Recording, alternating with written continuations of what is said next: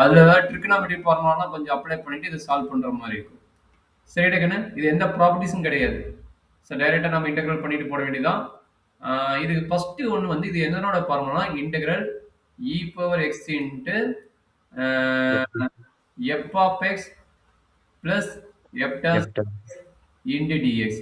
இதனோட ஃபார்முலா பார்த்தீங்கன்னா e power x into f of x plus c. இதே இதனோட ஃபார்முலா. Okay sir. ஸோ அப்போ அப்ளை பண்ணீங்கன்னா இது வந்து ஐ ஈக்குவல்னு எடுத்துக்கோங்க. அப்போ I equal to integral pi by two by e power x into 1 minus sin x divided by 1 minus cos x into dx. So first point புரிஞ்சுதா? புரியுது sir. சரி, இதுக்கப்புறம் அடுத்த பாயிண்ட் என்ன நடக்கும் அப்படின்னா, அடுத்த பாயிண்ட் மேபி உனக்கு ஐடியா புரிஞ்சுக்கோ.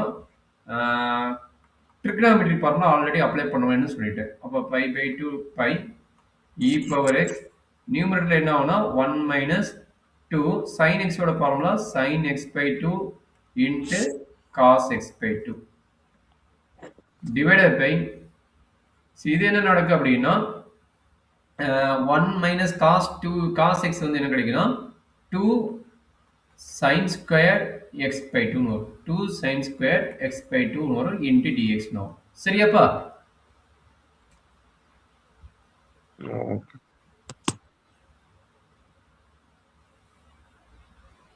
Okay sir. ஓகே. இதுக்கப்புறம் அடுத்த ஒர்க் என்ன நடக்கும் தெரியுமா? 1 minus cos sin square x by 2 sir. என்னப்பா 1 minus x cos x by 2 sin square x by 2 இருக்கும். ஆமா, அதான் இங்க சைடுல எழுதிறேன். sin 2x ஓட formula 2 sin x into cos x. Okay. Okay. 2 இருக்கால 2 கூட எழுதணும். ஆமா, 1 minus cos 2x ஓட ஃபார்முலா 2 sin squared x. டேய் கேமரா ஆன் பண்றா. இது கேமரா ஆன் ஆயிட்டே இருக்குது. சரி, அப்ப இந்த 1 இருக்குது பாத்தீங்க, இந்த 1 ரொம்ப ரொம்ப இம்பார்ட்டன்ட் பாயிண்ட்ஸ் நோட் பண்ணுங்க. இந்த 1 ஓட வேல்யூ என்னன்னா cos squared x by 2 plus sin squared x by 2. ஓகேங்களா? cos squared x by 2 plus sin squared x by 2. அந்த 1க்கு பதிலா நான் அப்படி எழுதிட்டேன். அப்ப 2 sin x by 2 cos x by 2. சரிங்களா? ஸோ அப்படி பண்ணா உங்களுக்கு நம்பர் வேஸ்ட் ஆகும். அதனால டைம் வேஸ்ட் ஆகும். அது பண்ணாத. சாரி, அது பண்ணாத. தனித்தனியா ஸ்ப்ளிட் அப் பண்ணி டிவைட் பண்ணிக்கோ. அப்ப என்ன கிடைக்கும்? தனித்தனியா ஸ்ப்ளிட் அப் பண்ணி பண்ணீங்கன்னா என்ன கிடைக்கும்? 1 by 2 sin squared x by 2 minus split அப் பண்றேன். இதுக்கு இந்த டேர்முக்கும் இந்த டேர்முக்கும் ஸ்ப்ளிட் அப் பண்றேன். அப்ப என்ன கிடைக்குங்க? 2 sin x by 2 into cos x by 2 divided by 2 sin squared x by 2. Okay டேகண்ணே? இது ஒரு 2 கட் ஆயிரும். ஒரு sin x by 2 கட் ஆயிரும். ஒரு sin x by 2 கட் ஆயிரும் into dx இருக்குது. அப்ப நம்மளுடைய ஃபைனல் கான்செப்ட் என்ன நடக்குதுன்னு பார்த்துக்குங்க. That is equal to integral pi by 2 to pi e power x 1 by 2 1 by sin வந்து cosecant எழுதலாம், ஸ்கொயர் இருக்கனால cosecant side by 2 ன்னு எழுதிட்டேன். மைனஸ் இங்க பாருங்க, இந்த sin x by 2 கட் ஆயிடுச்சு. இப்ப மீதி என்ன இருக்குது?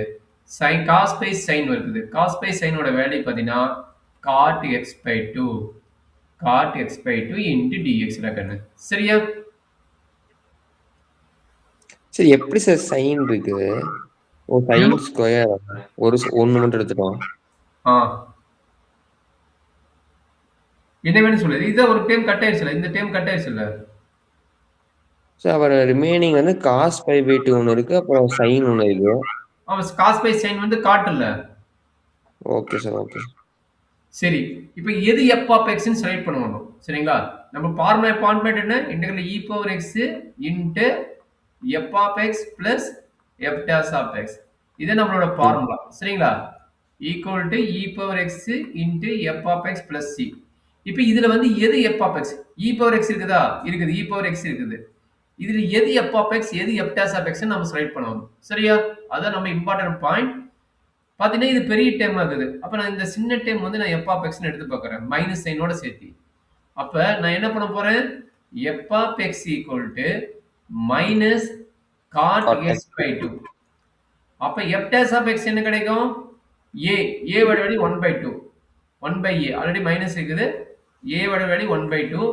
காட்டோட ஃபார்முலா தெரியுமா? காட்டோட derivative formula, not for integral formula. Derivative formula பார்த்தீங்கன்னா கொசிகன் ஸ்கொயர்டு எக்ஸ். அப்ப இங்க கொசிகன் ஸ்கொயர்டு எக்ஸ் பை 2 வரும். சரிங்களா? அப்ப இந்த Okay, sir. Minus into minus என்ன ஆகும்னா பிளஸ் ஆகும்.